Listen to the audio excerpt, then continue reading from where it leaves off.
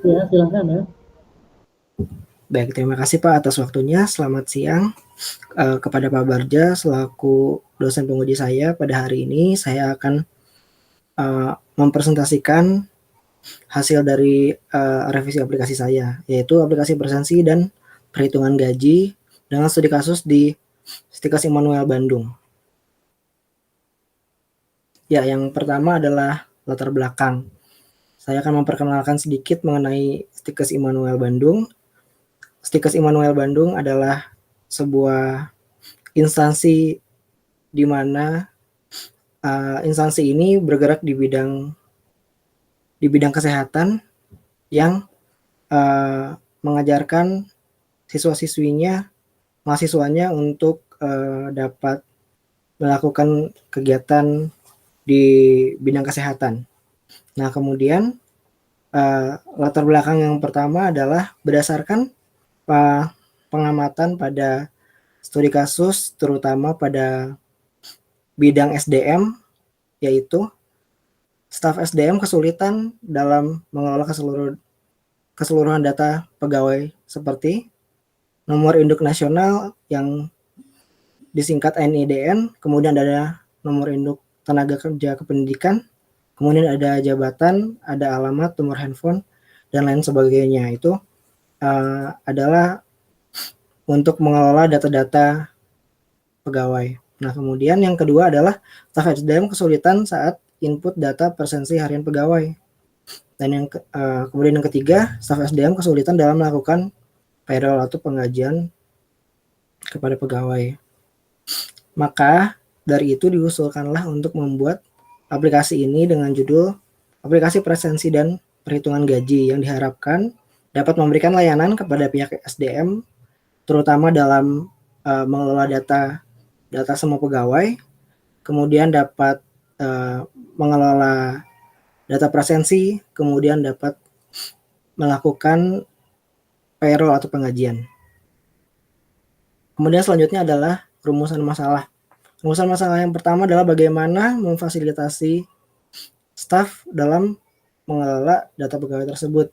Yang kedua adalah bagaimana memfasilitasi staf dalam menginput absensi pegawai. Dan yang ketiga adalah bagaimana memfasilitasi staf dalam mengelola data pegawai.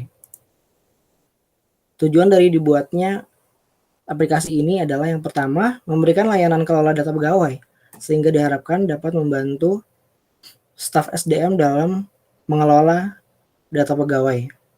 Dan yang kedua adalah memberikan layanan kelola absensi, sehingga diharapkan dapat membantu staf dalam menginput absen-absen pegawai. Dan yang ketiga, memberikan layanan payroll atau penggajian, sehingga diharapkan dapat membantu staf dalam mengelola gaji pegawai.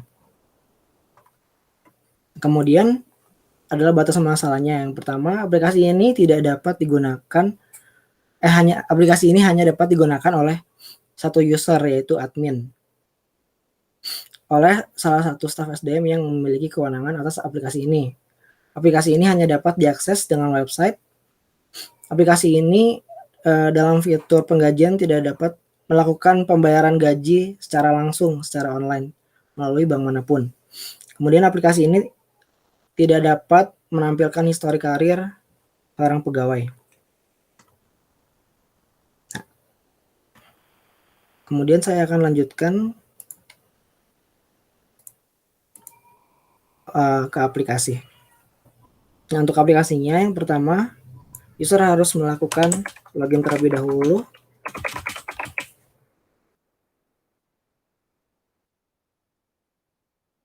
Ya, jika sudah melakukan login, maka akan langsung masuk ke dashboard, di mana di sini menampilkan singkatnya dari seluruh data yang sudah terkumpulkan melalui dari kelengkapan dosen, kelengkapan data karyawan, dan lain sebagainya. Nah, kemudian di sini ada beberapa fitur. Yang pertama adalah absensi.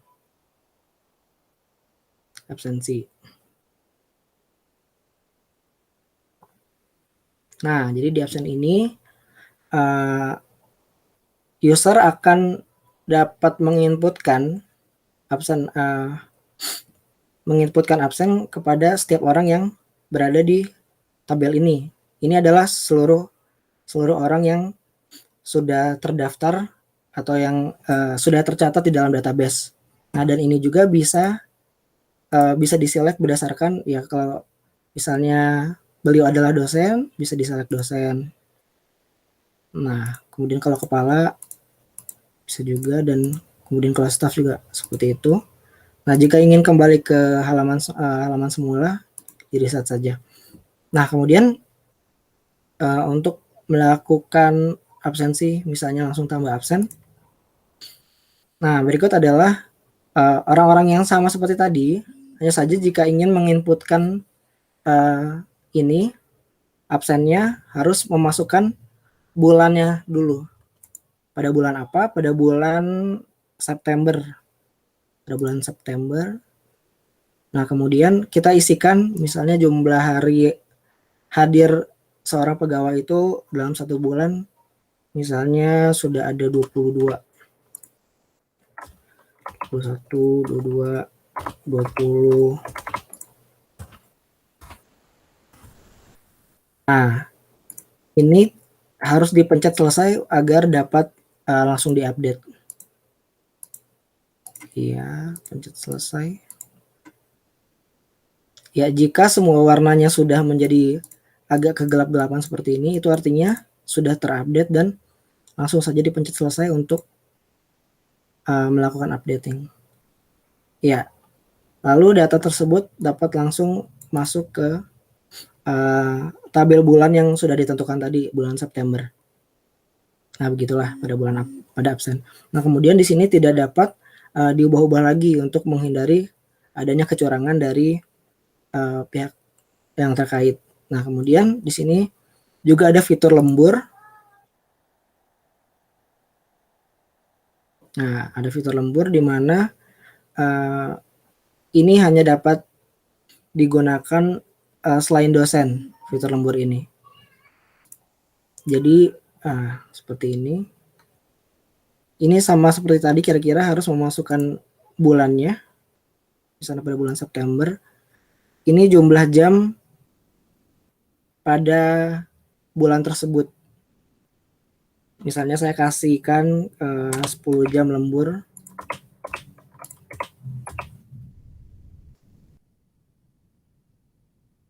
Nah, ini sudah selesai. Ya, akan langsung masuk ke bulan yang sudah ditujukan tadi, September.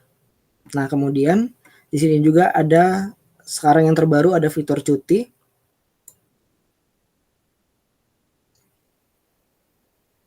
Nah, fitur cuti ini sebenarnya mirip-mirip, tetapi ini bedanya adalah untuk melakukan penambahan cuti ini, jadi user harus mengklik nama yang ada di sini. Misalnya nama saya di sini. Ya, ini belum ada data cuti sama sekali. Ini bisa langsung ditambahkan. Bisa langsung ditambahkan. Ya, seperti ini. Nah, ini sudah langsung tercantum NIP yang bersangkutan, kemudian namanya, jadi ini tidak dapat diedit lagi. Nah, kemudian langsung dapat mengisikan jenis cuti. Nah, di sini memilih ada 3 jenis, cuti tahunan, sakit, dan khusus. Misalnya cuti tahunan. Nah, ini cuti yang digunakan ini cuti tahunan maksimal itu 12 hari kerja. Jadi ini akan ada pengingatnya di sini, dan ketika sudah melebihi nanti akan ada pemberitahuannya juga di sini. Alasan cuti misalnya apa saja. Ada misalnya. Nah, kemudian tanggal mulai cuti, tanggal sekian. Kalau misalnya hanya 1 hari, tanggal mulai dan tanggal selesai disamakan saja. Nah, seperti ini. Kemudian ada berkasnya. Ya, saya contohkan saja. Misalnya seperti ini. Nah, kemudian disimpan.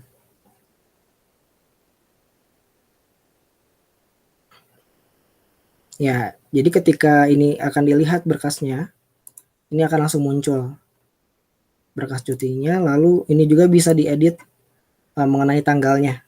Ya, bisa diedit kembali.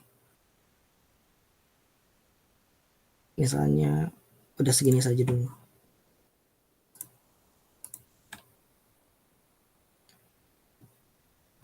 Nah, kemudian di sini juga ada fitur gaji.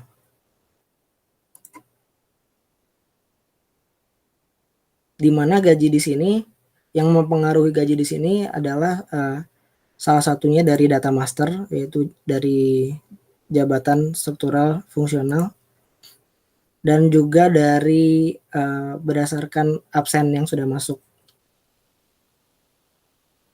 Jadi ini akan nama saya misalnya ini untuk penggajian.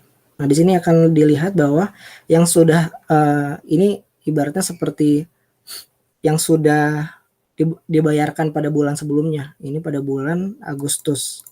Nah, kita tambahkan saja misalnya pada bulan September. Ya, pada bulan September.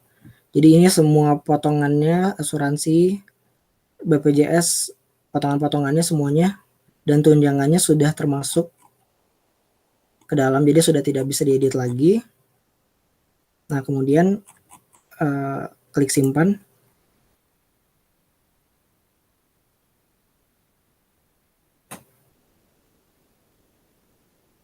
Ya, baik. Jadi untuk penggajian ini juga bisa langsung melakukan kirim ke email yang bersangkutan, kirim email yang bersangkutan. Nah, seperti ini. Jadi akan langsung muncul slip gajinya berdasarkan keterangan yang barusan. Ada tunjangan dengan uang makan juga, kemudian ada asuransi, ada potongan-potongan juga. Nah, jika ingin kirim ke email ini akan langsung masuk ke email yang ditujukan, ke email yang bernama tadi Jairus Calvin. Ketika kirim email, ini akan dapat langsung masuk ke email yang sudah dituliskan, sudah terikat di dalam database.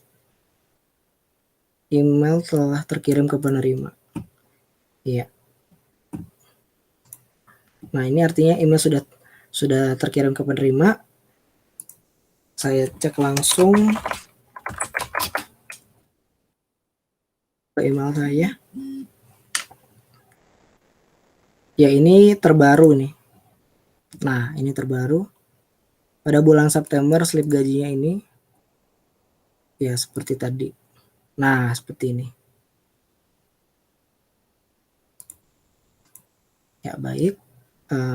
Saya akan lanjutkan. Untuk perhitungan gaji ini itu harus memasukkannya di data master terlebih dahulu. Oh, ini harus kembali.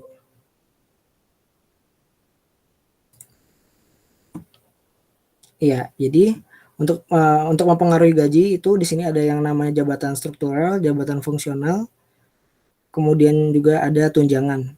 Nah, saya akan mulai membahas dari jabatan struktural untuk menerangkan perhitungan gaji.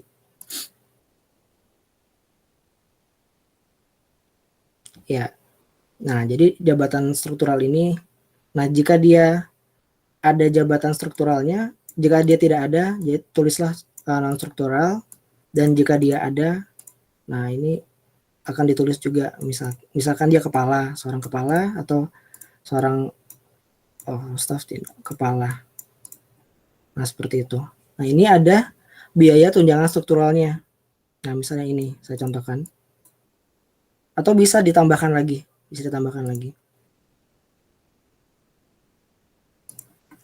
Misalnya D3 SI.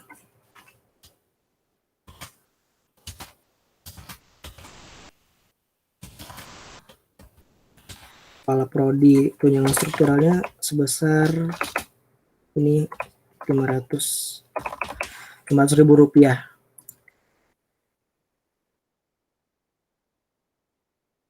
Ya, nah seperti ini. Ini akan langsung mempengaruhi gaji. Nah, ini untuk memasukkan jabatan struktural ini harus mengeditnya lagi di bagian dosen dan atau karyawan. Nah, kemudian saya akan lanjutkan. Nah, ini juga ada di jabatan fungsional. Ya, seperti ini. Mirip-mirip seperti jabatan struktural, tapi bedanya ya seperti ini. Ini ada golongan, ada pangkatnya juga. Dan ini ada tunjangan-tunjangannya. Tunjangan fungsional. Ini bisa ditambahkan, bisa diedit juga.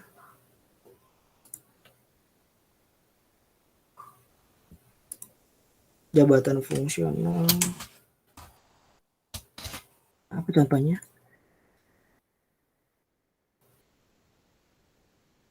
Oh, dosen.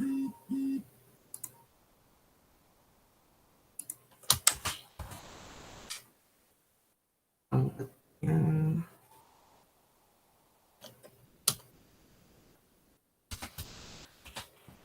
Ini hanya contoh saja golongan. Nah, ini yang contoh. Nah, ini untuk mengedit tunjangan fungsional. Misalnya ada 300.000 rupiah. Nah, kemudian langsung disimpan. Nah, ini pun sama. Kedua jabatan ini dapat dimasukkan ke dalam dosen maupun karyawan. Nah, kemudian saya akan menjelaskan bagian tunjangan.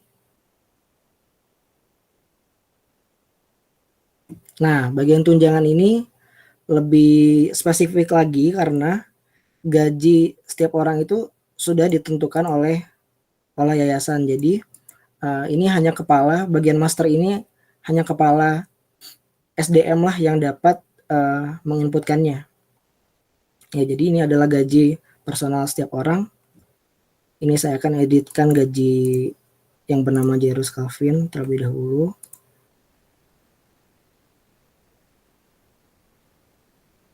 Nah, ini untuk gaji pokok, ini gaji pokok. Misalnya 4 juta gaji pokok dengan tunjangan kesejahteraannya 500.000 rupiah. Tunjangan beban kerja tidak ada. Nah, ketika saya simpan, ini semua mempengaruhi yang namanya gaji ini. Nah, jikalau ingin melakukan pengeditan di bulan September, nah berarti seorang pegawai ini harus menghapuskan kembali gaji yang tadi. Nah, ini harus dihapus dulu. Gaji itu. Sebentar. Oh ya, ini masih 3 juta rupiah. Ini harus dihapus dulu.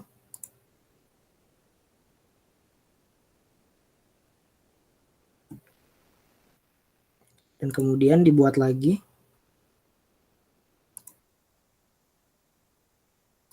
Di bulan September. Dengan gaji 4 juta rupiah. Nah, kemudian simpan. Nah, maka akan langsung di sini masuk untuk gaji tetap 4 juta rupiah dan langsung dijumlahkan semuanya jadi 5 jutaan. Nah, seperti ini untuk perhitungan gajinya. Nah, jadi master itu hanya dapat diakses oleh kepala SDM saja. Nah, kemudian saya akan melanjutkan pada bagian dosen dan karyawan. Nah, pada bagian dosen ini ada entry dosen dan data entry dosen ini adalah untuk menambahkan data dosen, sedangkan daftar dosen ini untuk melihat seluruh daftar dosen. Saya akan mulai dari entry data dosen.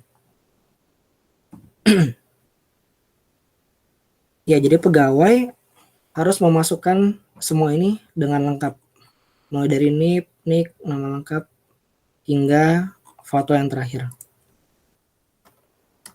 Misalnya NIK-nya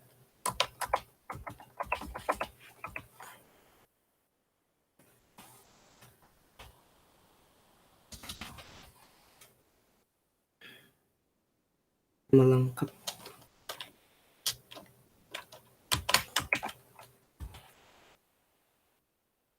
Nah, jika tidak memiliki gelar depan dan gelar belakang ini bisa dikosongkan saja. Nah, kemudian untuk jenis kelamin, tempat lahir misalnya tanggal lahir bisa dimasukkan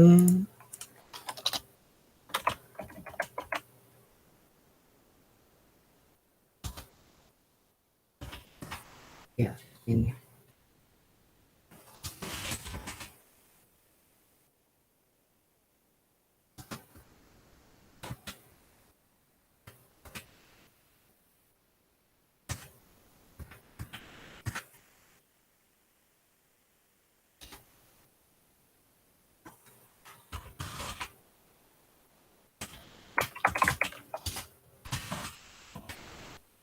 Nah, kemudian ini untuk memasukkan jabatan struktural dan fungsional yang tadi sudah saya jelaskan.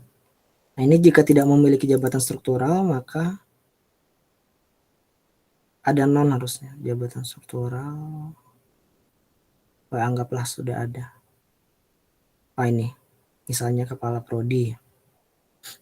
Nah, kemudian untuk fungsionalnya, misalnya beliau menjabat juga sebagai dosen. Iya. Nah, kemudian status dosennya adalah tetap. Kemudian memasukkan foto.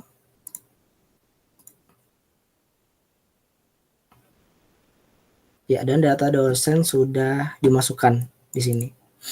Nah, untuk melengkapi data-data tersebut yang tadi kan sepertinya masih belum lengkap dan belum cukup datanya untuk berkas pekerjaan sesungguhnya. Nah, di sini kita dapat memasukkan yang namanya data pendidikan, ada sertifikasi, kemudian ada data pelatihan, ada in-passing dan asuransi. Nah, dimulai dari pendidikan. Nah, seperti ini. Masukkan nomor ijazah. Kemudian pilih jenjang pendidikan. Misalnya D3. S3 saja. Kemudian masukkan nama pendidikannya. Nama pendidikan maksudnya dari tempat dia berasal, misalnya Telkom.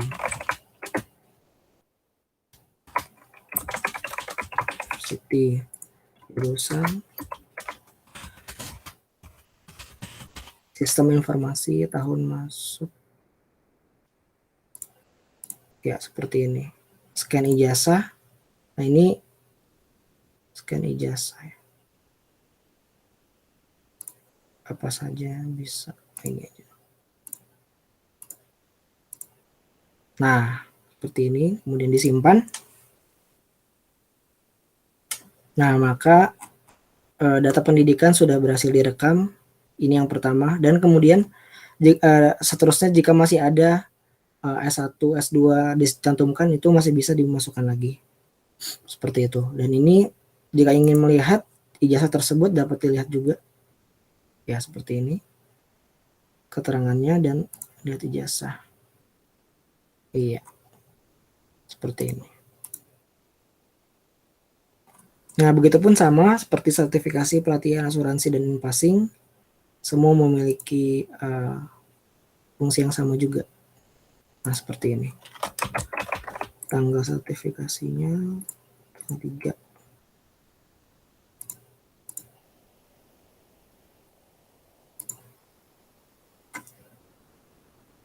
Iya, seperti ini. Ini juga bisa dilihat. Nah, kira-kira seperti itu. Nah, begitu juga untuk karyawan di sini. Ini kurang lebih sama. Nah, kemudian untuk daftar dosen sendiri ya ini menampilkan seluruh dosen yang sudah terdaftar. Nah, seperti ini. Itu dapat dilihat seperti tadi, dapat diedit juga dan dapat dihapus. Untuk karyawan juga sama. Ya, seperti ini juga. Untuk dieditnya juga sama. Ini bisa dilihat dan dimasukkan data pendidikan, mulai data pendidikan sampai data asuransi bisa dimasukkan juga. Nah, kemudian akan saya lanjutkan di bagian masternya. Tadi sudah saya jelaskan mengenai jabatan struktural, jabatan fungsional, dan tunjangan yang dapat mempengaruhi gaji. Nah, kemudian sisanya ada jenis asuransi, jenjang pendidikan, dan libur. Saya akan mulai dari jenis asuransi. Jenis asuransi ini, jenis asuransi ini bisa ditambahkan juga, ini bisa diedit juga. Nah, untuk saat ini yang sudah terdaftar dalam aplikasi ini adalah BPJS Ketenagakerjaan dan BPJS Kesehatan. Seperti itu. Tambah data. Nama asuransinya asuransi potongan 0. Kita masukkan 0 saja. Oh, ini harus ada. Ini dalam bentuk persen. 1% misalnya. Ya, ini langsung masuk ke dalam.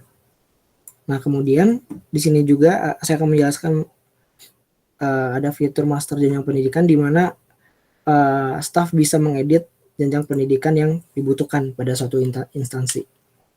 Ya, seperti ini. Ada dimulai dari mungkin dari D3, ada D4, ada S1, S2, S3.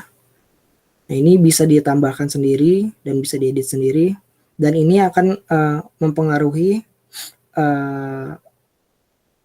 data jenjang pendidikan dosen atau karyawan yang ada di dalamnya. Jadi nanti akan ada pilihan lagi lebih banyak jika ingin menambahkan data. Nah, kemudian di bagian libur, ya, jadi di sini memungkinkan untuk mengedit data libur. Nah, yang kemarin ada Idul Adha, kemudian ada ini libur, kemudian ada HUT RI pada tanggal 17 Agustus. Nah, jika ingin menambahkan data libur, kita klik saja tambah, kemudian masukkan tanggal liburnya. Misalnya Sabtu Minggu sudah libur. Oh, ini hari Senin.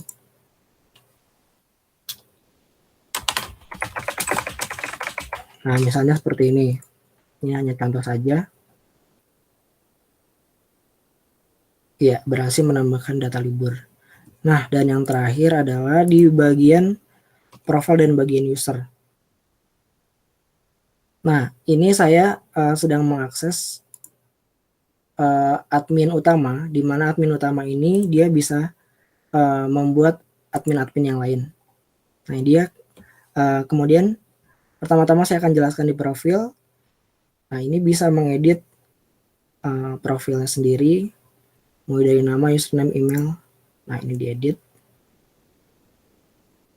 Nah, seperti ini.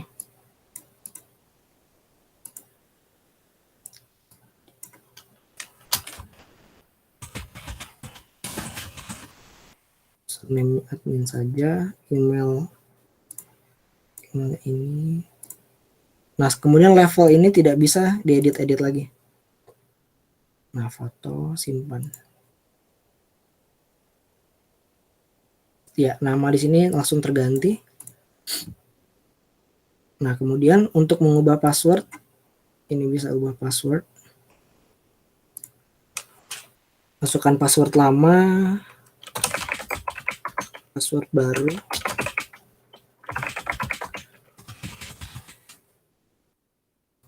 Kemudian simpan.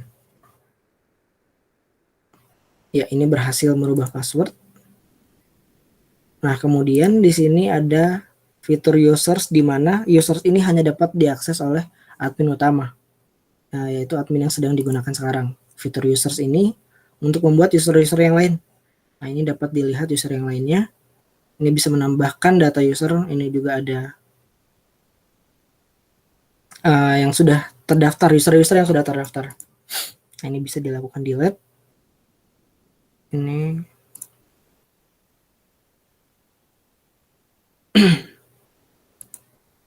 nah. Oh ya, kemudian ini juga bisa melakukan reset password. Reset password ini Jadi ini akan mereset ke password yang ditentukan. Ya, seperti ini. Berhasil mereset password menjadi rahasia. Jadi ketika seseorang pegawainya lupa akan passwordnya, nah itu sistemnya dia harus melaporkan dulu kepada admin utama, yang dimana admin utama adalah kepala SDM ini sendiri, dan kemudian dia harus memencet tombol ini, reset password, dan akan langsung mereset menjadi rahasia. Nah, password rahasia ini baru nanti akan bisa dimasukkan kepada seseorang yang sudah lupa password tadi. Nah, kemudian passwordnya dapat diubah lagi ketika dia sudah masuk ke dalam aplikasinya. Nah, seperti ini. Nah, jika saya menggunakan admin yang lain, ini. Saya logout dulu.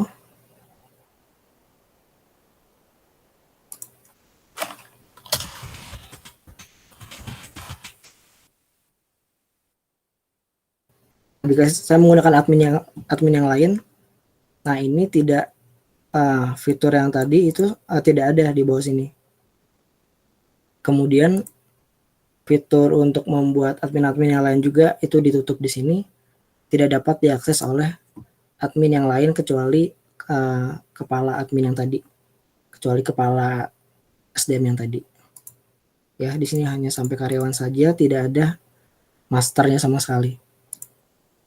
Nah, untuk itu sekian presentasi dari saya. Ini di logout saja. Ya.